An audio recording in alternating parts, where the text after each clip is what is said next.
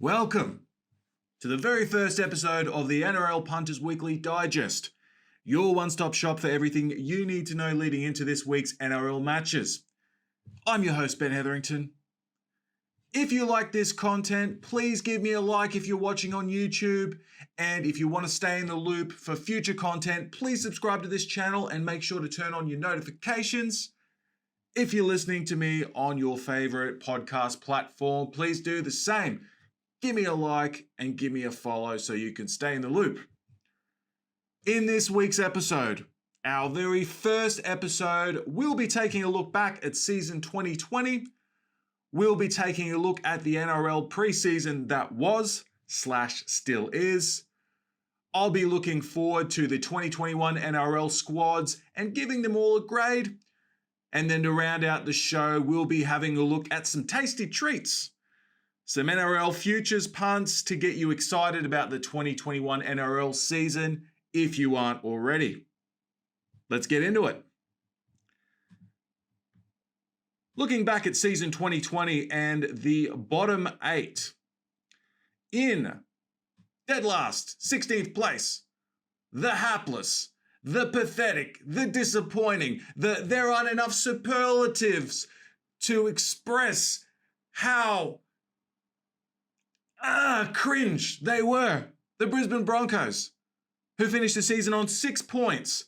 That equated to 3 wins and 17 losses in a reduced COVID-19 affected season. Who could believe it? Who would have thought it? The Brisbane Broncos, the pride of the league. Not too much better in 15th place, only pipping them on points differential were the Canterbury Bankstown Bulldogs, who finished on the same record. In 14th place, we had the North Queensland Cowboys, who finished on 10 points with 5 wins, 15 losses. The Sea Eagles in 13th place with 14 points, 7 wins, 13 losses. Very unlucky not to have gone a little bit deeper than they did. Injuries kind of ravaged their season. In 12th place, the St. George Illawarra Dragons on the same record, but with a better points differential of minus 74.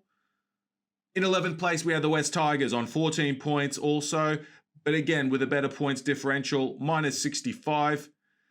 In 10th place, the feel-good story of the 2020 NRL season, arguably, the New Zealand Warriors, who, despite adversity, having to play away from home, having to play their home games away from home on the New South Wales Central Coast, they were able to finish on 16 points, 8 wins, 12 losses, just outside the 8.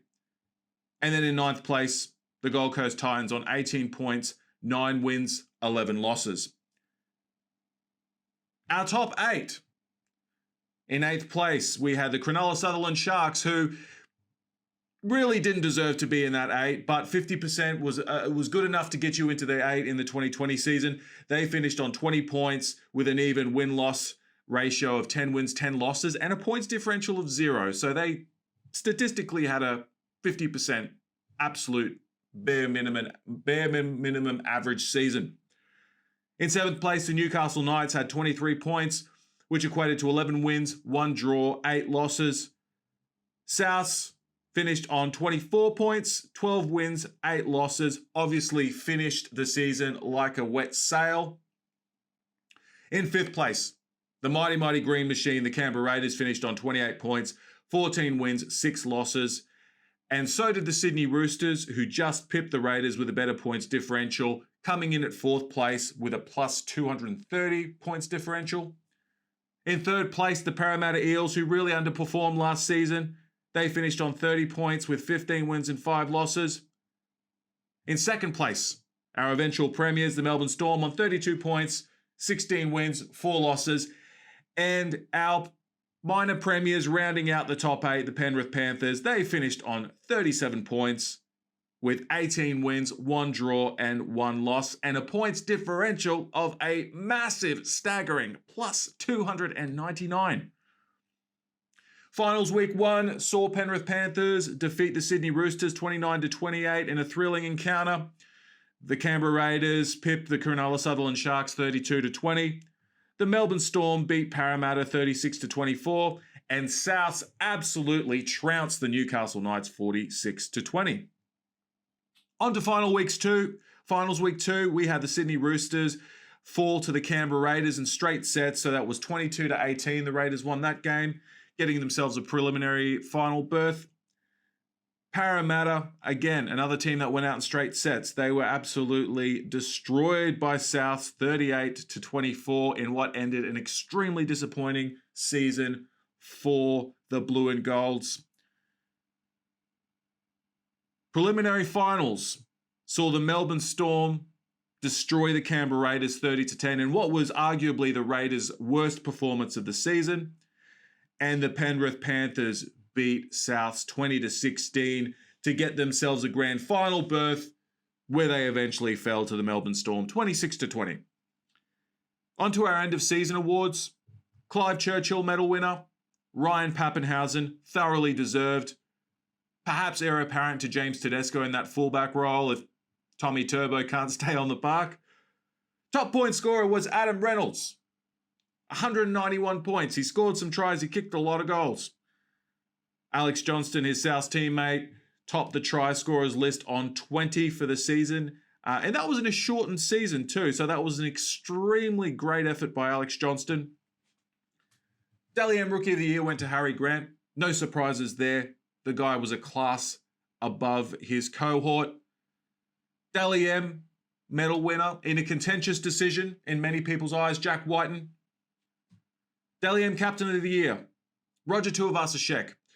Thoroughly deserved, leading a Warriors team that were up against adversity, as I mentioned earlier, having to play away from home for the whole season. He did a great job in that leadership capacity. And Dally M Coach of the Year went to Ivan Cleary, who led his young, exuberant, aggressive Penrith Panthers all the way to the GF. The Dally M Team of the Year consisted of Clint Gutherson, Gutho at fullback, great season by him. Wingers, David Nofaluma and Josh Adokar, not really much contention there.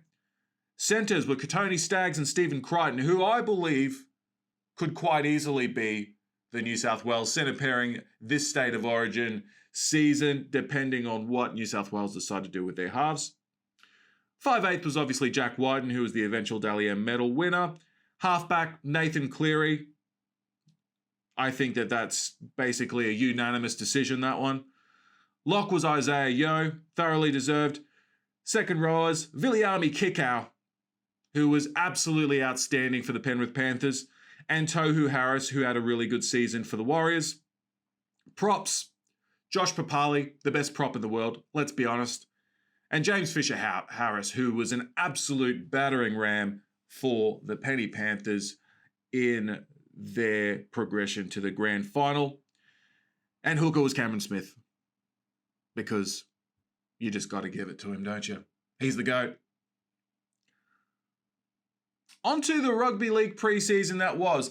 Now, as we expect in every NRL preseason, there are rule changes because we just like to tinker with everything. Nothing can be perfect. Nothing can be left as it was. So, as they have in previous seasons, we tinkered with the rules again. 2 points for a field goal if you kick the field goal outside the 40-metre line. That's exciting. I'm a little bit indifferent to that rule. 6 again for 10-metre infringements. I think that's great. I think that increases to the speeding up of the game that we're obviously very intent on. The referee will now call break when they are satisfied the ball is out of the scrum, and if a team breaks the scrum, then they will be called with a penalty, and the offended side will have the option to either pack another scrum or take the penalty. Weird rule. Play the ball restarts after a ball or player finds touch instead of a scrum. I like this rule, but it almost kind of negates that previous rule. Why don't we just get rid of the scrums? Let's be honest, they haven't been relevant for about 30 or 40 years. A handover for the incorrect play of the ball, I think that one's a no-brainer. Where a captain's challenge review is inconclusive, the on-field decision will stand, but the challenging captain will get their challenge back. Now, this is a very important rule because we had a few instances last season where calls were found on field after a captain's challenge to be inconclusive, after the bunker review, the decision were found to be inconclusive, and yet the team that requested the captain's challenge didn't get that captain's challenge back. So I'm glad that they fixed that one up. When the on-field referee awards a try, the bunker is automatically going to review the try. I am really not a fan of this rule because, as we know, there are tries that are just out-and-out tries that can't be denied. There's no issue with the grounding. There's no impeding players. There's no shepherd in play, and it's a straight-up try. But they're going to bring it. They're going to call everything. They're going to review everything to the bunker. It's not even going to get reviewed. It's just automatically going to be looked at by the bunker. I think this adds to making the game clunky. When we're trying to speed up the game and get things flowing, this really contributes to the clunkiness of the flow of a rugby league game. I'm going to call this one the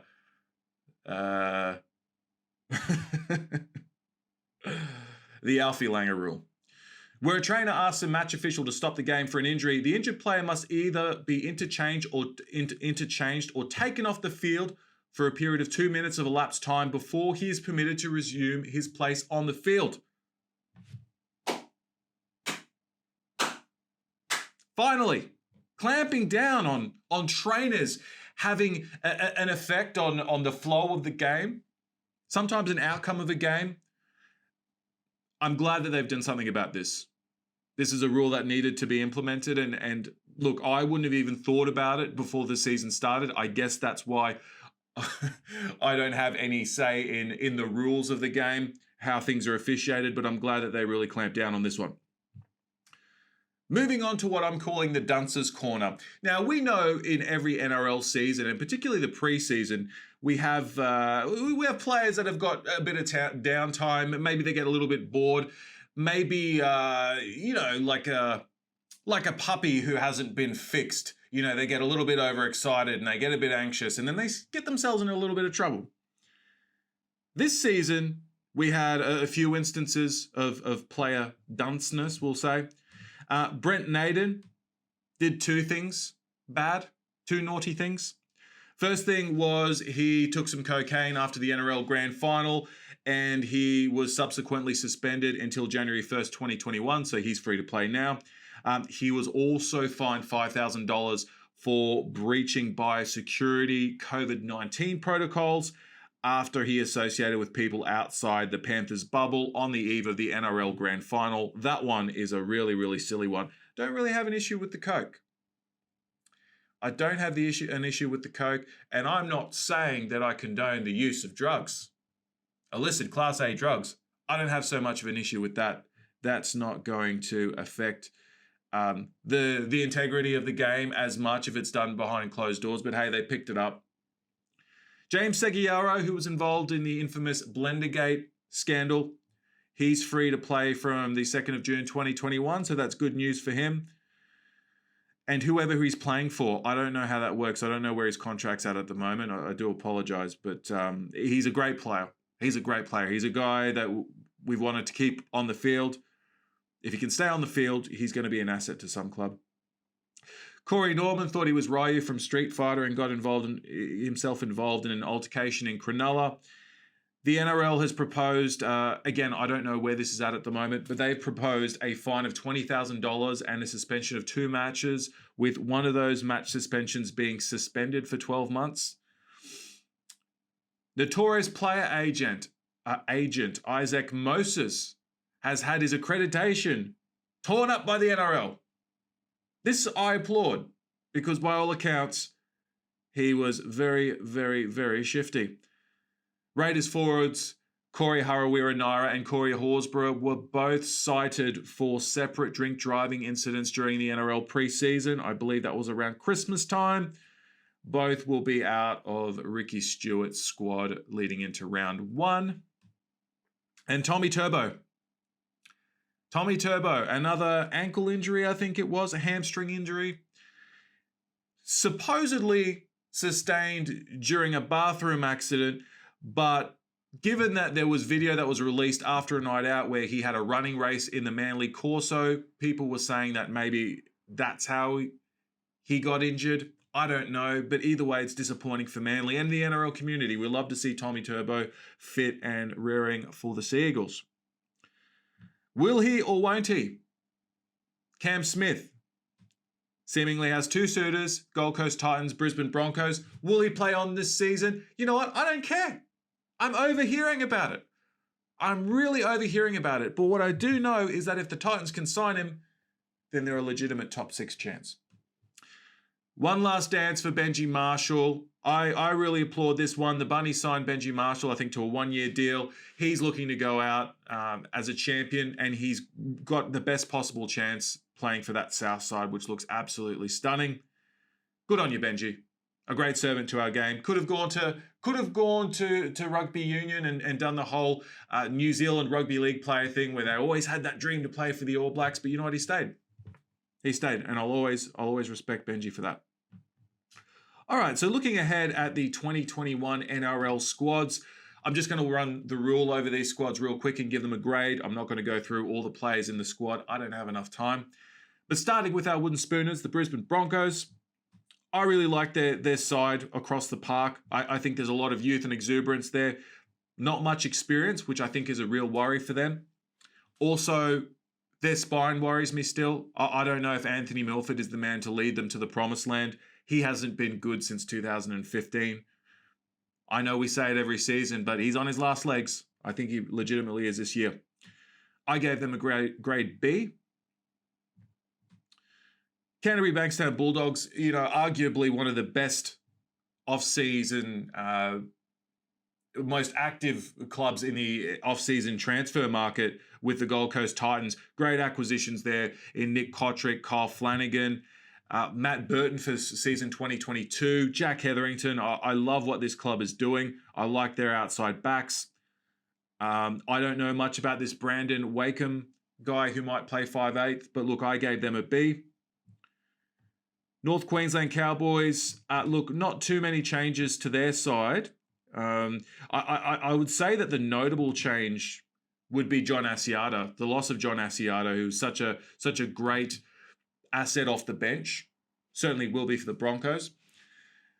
I think Val Holmes, I think he'll be much better at fullback this year. And if he is, and Michael Morgan can stay fit and their spine can be consistent, then, they can go, they'll push for a top 8 to top 6 berth. I like the Todd Payten factor, and I'm really excited to see what he can do. I think maybe Paul Green was getting a bit stale, a bit long in the tooth, been at the club for a long time. Todd Payten brings a fresh perspective. B+ for them. Manly, I really like their spine, but the problem with their spine is it really hinges on the availability of players. Obviously, we know that Tommy Turbo is going to be out for the first few weeks. Kieran Foran, he can't stay on the park. And Fainu. Now, if they can get him back starting at hooker, I don't know what the situation is there, then Manly will definitely be a top 8 side. But there are just too many ifs and buts there. B+ for them. St. George Illawarra Dragons. They're a shambles side for mine. I think they're going to win the Wooden Spoon. They just don't look like a good team for mine. They have some quality players there, but they just don't. I just don't know what the Dragons are anymore. I don't know what their identity is. I don't like that Hook is most likely going to play Hunt at halfback. I think he's a much better hooker. But hey, what do I know? I'm not an NRL coach. I like they've still got McInnes there, but he's injured for, I'm not sure how long. Jack Bird playing in the forwards, unknown element. C+ for them. Tigers. Look, I like the Tigers. I think that they showed a lot of spunk last season, and they could have made the 8. They were maybe a little bit unlucky too. I really like the acquisitions of Joe Offingawi and Tamau. I think that those guys bring a lot of grunt up front and certainly a lot of leadership. Offingawi has a chance here to kind of reset his career. He went stale the past couple of years at the Broncos, so good move for him. I'm not convinced of Adam Dewey as a 5'8". I think he's a better fullback, but we shall see. And make or break year for Luke Brooks. Really is. C+ for them. Warriors, the outside backs look outstanding, but don't they always? They always have great outside backs. They just don't have direction on the park. So it'll be interesting to see how they go. B- for them. Titans. I really like the Titans. I really like what they've been able to put together. I think that it was a massive coup getting Tino Fa'asua-Maliawi, David Fifita. Who else did they pick up here? Herman Esse. I mean, they some very, very astute acquisitions there. I really like what Jamal Fogarty did last year. I think AJ Brimson, if he's not already a superstar, is a superstar in the making. If they pick up Mr. C. Smith, I think they're definitely a top 6 side. I think without, they're still pushing for that top 8. And I think they would have to really count themselves unlucky, and they should be thoroughly disappointed if they don't crack that top 8, having just missed out last season. Cronulla Sutherland Sharks. If you look at this team on paper 5 years ago, they look like world beaters. It's just full of world-class talent. Now they look old and tired. I just don't know what to make of the Sharks. I don't think they're going to do anything this year. C+ for them. Moylan, Dugan, Fifita. I mean, they're has-beens. I hate saying that. They've been great players in their time, but they're has-beens. Newcastle Knights. I mean, this is a team that should be challenging for the top 8 and further every season. You know, they kind of ran out of gas last year. Not too many changes to their side. I really like their team. I think Frizzell only bolsters their forward pack, what was already a great forward pack, if you ask me.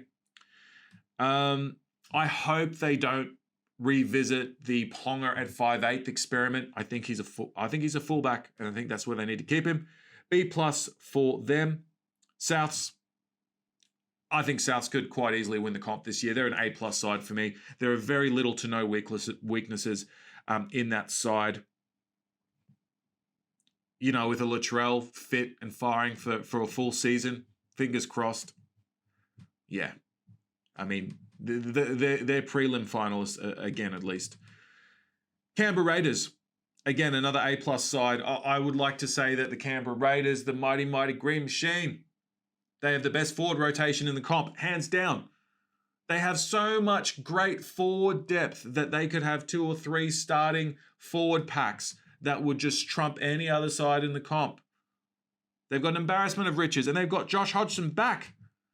Looked very good in a preseason trial this past weekend against the Sydney Roosters. If he can find that balance with his prodigious halves and his fullback, which I think he will, I think he's got to play more to them than them playing to him. That's the missing link. They nearly did it last year without him. A+. Sydney Roosters, again, a side with like no weaknesses. They're just outstanding. They're the Sydney Roosters. They are the Sydney Roosters. They are so good. The unknown element, I guess you could say, Sam Walker at halfback. Obviously, this kid's got big raps on him, but so did Kyle Flanagan. And he was punted. Now, I think that he was unfairly punted. I thought that Kyle Flanagan had a great season for a rookie. Great season. He looked great. But I guess we'll have to wait and see how Sam Walker goes, or Lachlan Lamb, whatever decision they decide to, whatever direction they decide to go in. James Cedesko is still the best player in the world. A+. Eels, I'm going to downgrade from the top sides. I'm giving them an A.